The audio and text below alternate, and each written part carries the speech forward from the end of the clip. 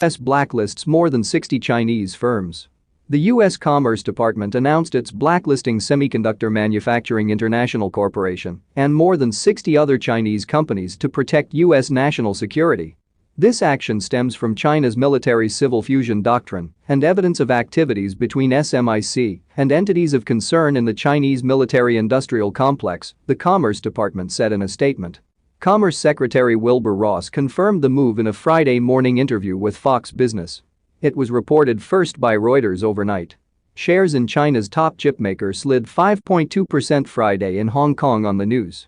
Other affected Chinese entities include those that enable human rights abuses, entities that supported the militarization and unlawful maritime claims in the South China Sea, entities that acquired U.S. origin items in support of the People's Liberation Army's programs, and entities and persons that engaged in the theft of U.S. trade secrets, according to the U.S. government statement. The majority of the newly banned companies are Chinese and will join the likes of Huawei Technologies Company on a list that denies them access to U.S. technology, from software to circuitry. Companies including Huawei and SMIC have been caught in the middle of worsening tensions between the world's two largest economies, which have clashed on issues from trade to the pandemic. President Donald Trump had been widely expected to level more sanctions against China's national champions before Joe Biden formally took office. If the report you mentioned is correct, it will be another example of how the U.S. is using its national power to crack down on Chinese companies, Chinese Foreign Ministry spokesman Wang Wenbin said at a briefing in Beijing on Friday. We urge the U.S. to stop its wrongful activities cracking down on foreign companies.